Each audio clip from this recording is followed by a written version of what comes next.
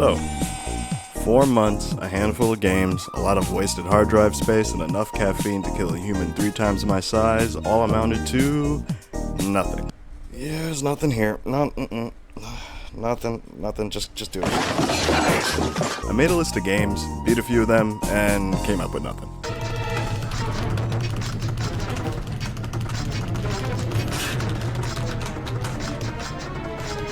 But this one, oh, baby, this one, I got something for that ass. Days Gone. If you're unfamiliar, Days Gone was released in 2019. It's an action-adventure game set in a post-apocalyptic Oregon, 2 years after the start of a zombie outbreak. Zombie-like creature outbreak. It's an open-world game where the major mechanics are the main method of travel, motorcycle, your usual combat, firearms, crafted melee weapons, and stealth, as well as clearing out infected nests and navigating/fighting massive hordes. The game received mixed reviews upon release, though some players still sing its praises. I remember seeing this game unveiled at E3 2016. I was pretty excited for it. Seeing the huge horde on screen made the zombie game fanboy in my heart sing. I played it back in 2021, right when the PC port was released. I put a few hours into it, and I can't lie, I was bored as hell. The story felt like it was being padded out right from the start. The gameplay felt tedious. Having to refuel and fix my bike every few minutes was killing my momentum, and every other minute I was being shot off my bike by sniper ambushes. It was happening so often I just stopped playing. It was just annoying as all hell.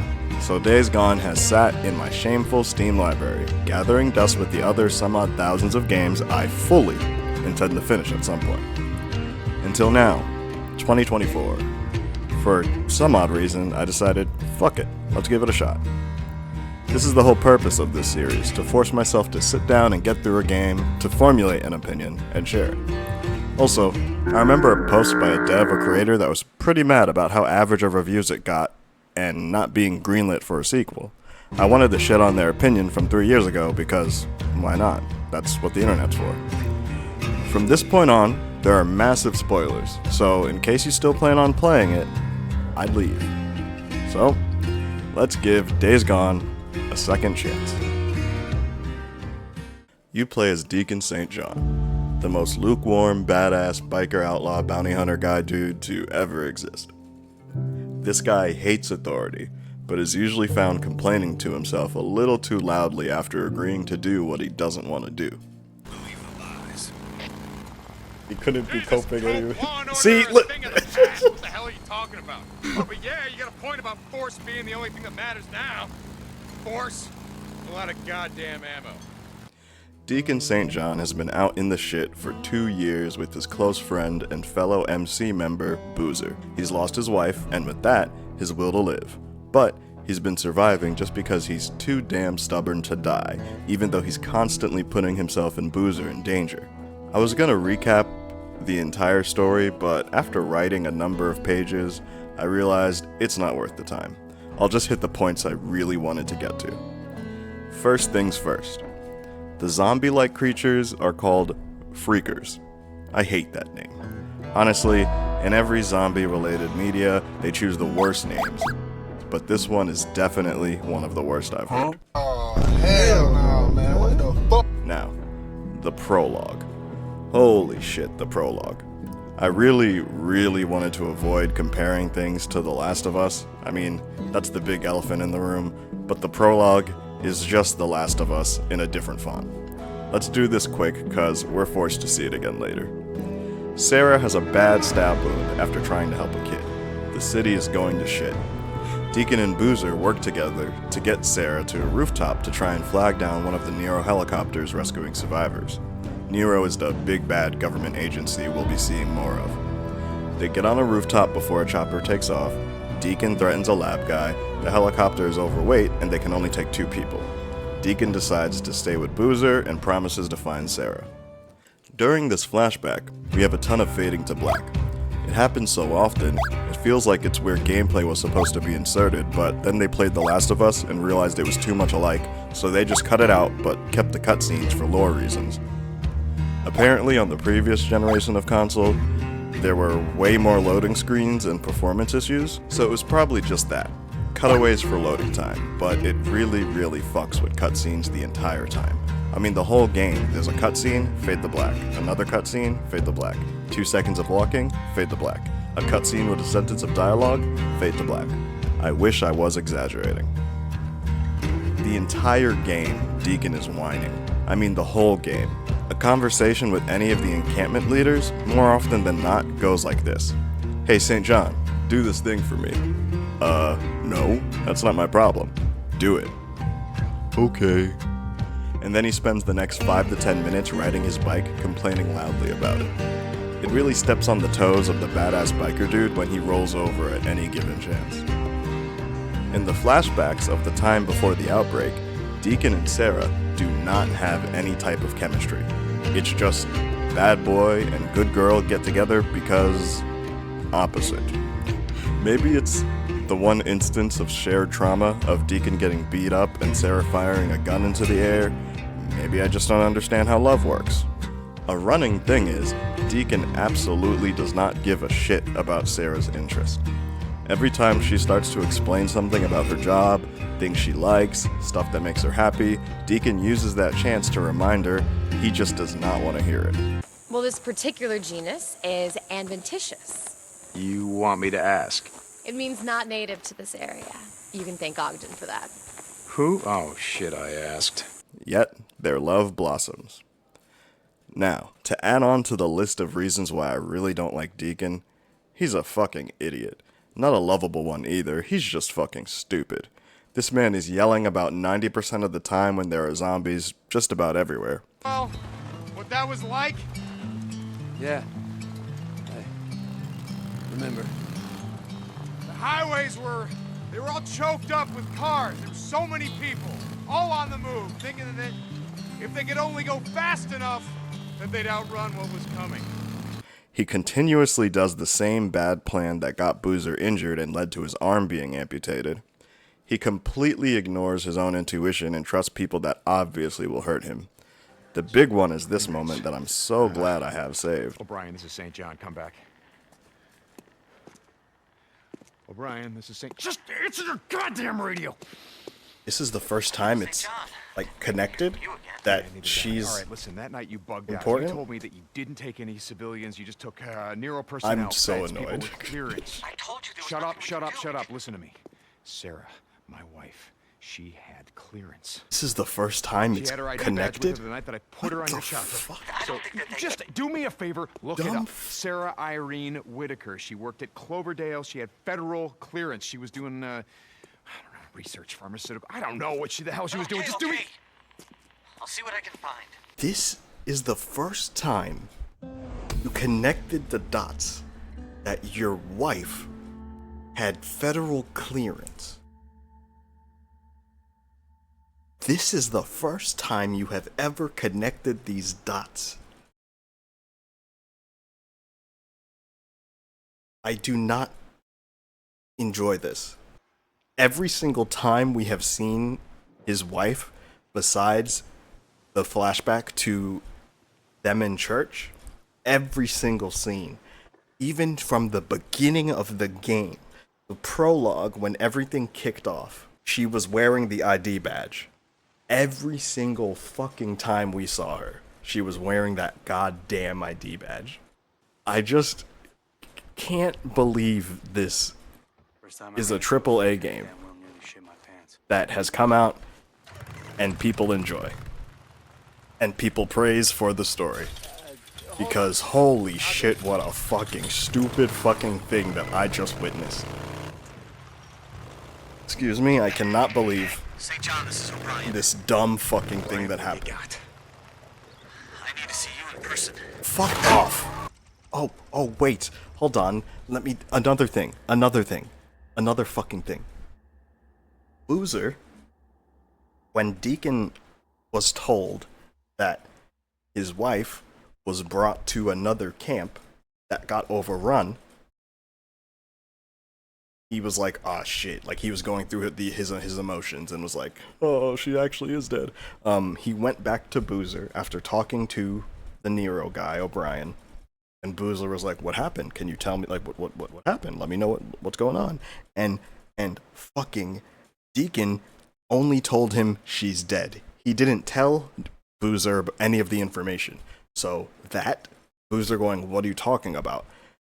That's because Deacon kept it to himself that she survived the knife wound, but was at a camp that was overrun later. He didn't tell Boozer that. He just said she's dead. These motherfuckers are so goddamn stupid. I'm so fucking There are just so many moments where Deacon says or does something so unbelievably stupid that I had to pause and think about it. In the first act of the game, none of the characters are separate from this either. Everyone is so damn stupid it's just infuriating. Even with the added stress of living in a post-apocalyptic world with freakers, marauders, trying to keep people alive and dealing with the drama and baggage people have, I just can't believe anyone would be as stupid as the characters in this game. Boozer has a 3rd-degree burn and swears he'll be fine after resting for a day or two after just wrapping it. I understand his character is a tough guy, very egocentric, but this is the apocalypse. There's no time for the tough guy act. That kind of shit is ridiculous. He gets his arm amputated because of it. The 2 leaders of the main encampments during the first act are insufferable, making all of their problems Deacon's problems, and of course, complaining all the time. One is a slave/work camp, and one is the result of a doomsday prepper type. The Lost Lake encampment is just a bunch of unresolved baggage.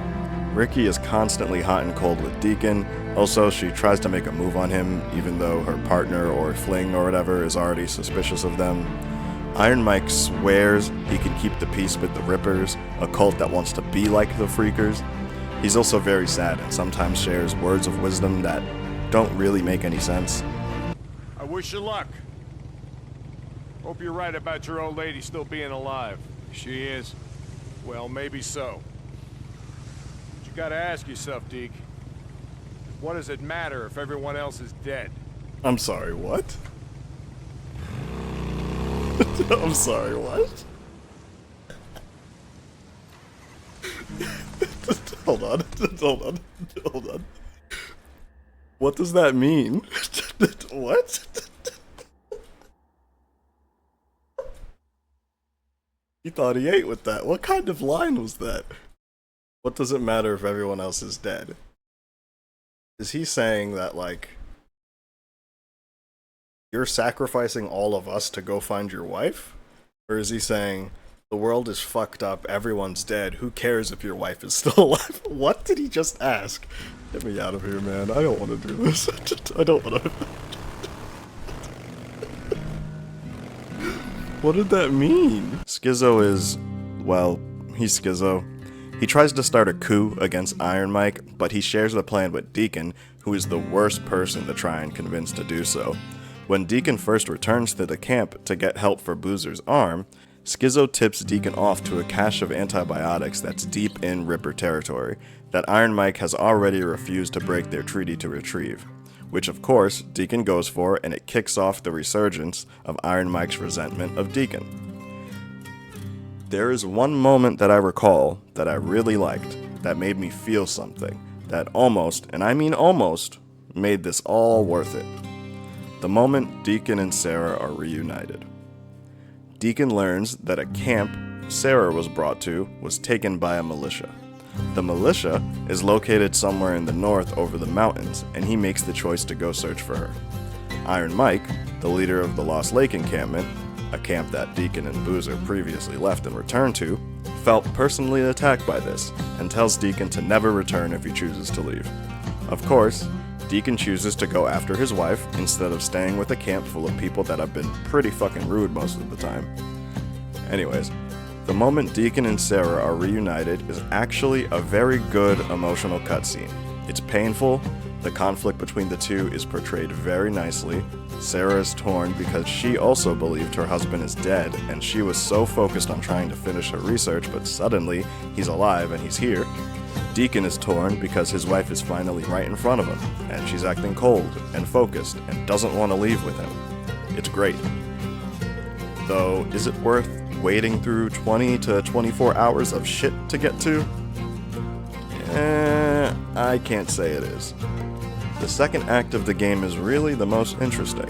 The environment, the characters introduced, the fucking drama and stressors of the militia, much more interesting and fun. The voice acting gets better, the characters' personalities start to actually come through, things are less awkward.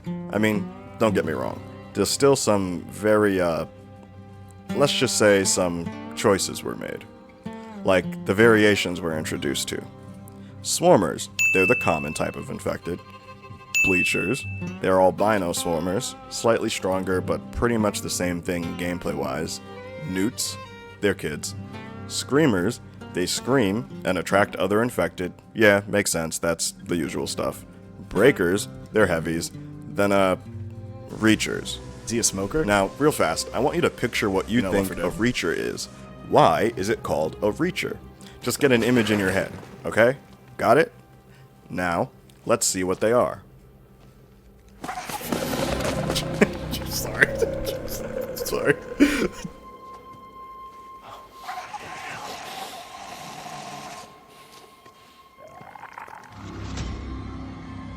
So what the hell am I dealing with here, O'Brien? Talk to me. The guys at the lab think we're a Reacher. Why'd they call it the Reacher? What? It's got long arms, claws, what? No, it's just fast. We Oh, thought that it we- reaches you fast. That's they run fast, so they're called Reachers because they reach you really fast. Like, what? That was the best you could come up with? These were all they came up with. They could have gone wild with the variations, but they came up with two of the same thing, a way to let you kill children zombies. I hate kids. A type that's in every zombie adjacent media, another type that's in every zombie adjacent media, and fucking Reachers. They didn't even utilize the Reachers well. They say in-game a Reacher is able to run up to 40 kilometers per hour. You know how cool it would have been to have them be able to catch up and tear you off your bike or some shit like that? I only saw these guys like 3 times after their introduction. Besides the human infected, there are animals, which are, well, what we know exist. Bears, wolves, and then we get introduced to birds in the second act. There's intelligent infected, which we know nothing about until the end. I quit and uninstalled before this was revealed, or at least I don't remember it. I made it to the credits, I got the thank you for playing the game message, so I figured that was it. O'Brien, the Nero researcher that has been helping Deacon throughout the story, contacts him and reveals that Nero has known about the mutations. O'Brien is infected with a strain of the virus that makes him an intelligent freaker. Superhuman agility and strength, along with retaining his intelligence. He warns Deacon of the further evolved freakers that are coming and also delivers a foreboding, there's nothing you can do. Now, I do have to give props. The game looks great. For a 2019 game, it still holds up visually, and here in 2024, it's running real well. I only had about 2 or 3 game-breaking bugs that I don't doubt were my fault. The motorcycle riding is satisfying. While it may have been annoying before upgrading the bike, after upgrading the fuel capacity and whatnot, I was able to actually enjoy the mechanics. I'm very mad that this game has this good of a feature, the challenge mode. That shit is fun and cool. It's like what Resident Evil Mercenaries mode should be, or at least what I want it to be. There's a number of scenarios to play, you can play as different characters, and completing certain challenges gives you passive bonuses in the main story mode. It's sick as hell. Every now and then, there's buzz about a sequel that's in the works, or the possibility of one. There's even info about a TV show or a movie in the works, but most of the time it's lies and just shit to get likes. And dear God, I honestly hope there isn't a sequel. I don't think anyone will benefit from one. Well, yeah, it was left on a cliffhanger. This shit just sucks so much, there's no need for more of this writing. There's no need for more of any of these characters. I don't trust any of the developers to improve anything that was here. I don't trust the writers to make anything worth the time. I can see why a sequel wasn't greenlit. The gameplay was pretty average, there was nothing very unique going on. The world was pretty empty at points. Similar to the story, there was just a lot to do that seemed like it was taking up space. Camps to clear, nests to burn, and hordes to kill, but it all was just the usual open world game, here's some stuff to do so you don't get bored. but it's all tedious shit, like most open world games. One of the opinions of a director was people just didn't like a badass biker that looked at his wife's ass, when it's no.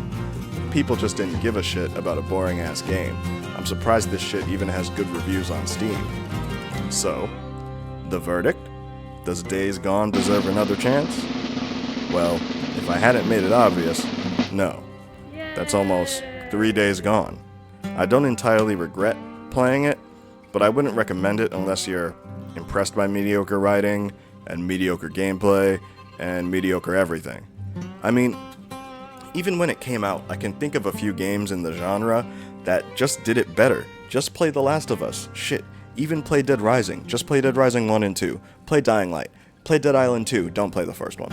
Play fucking Left 4 Dead. Jesus Christ. Play fucking Project Zomboid. Play anything else. Stop praising mid shit for being just that mid as fuck.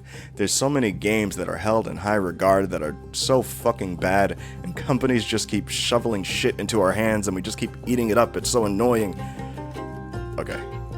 Sorry. Got a little out of hand. What I'm trying to say is, 5 out of 10, not worth the time unless you really like Big Horde on screen, or the MC aesthetic. Honestly, even that feels a little generous.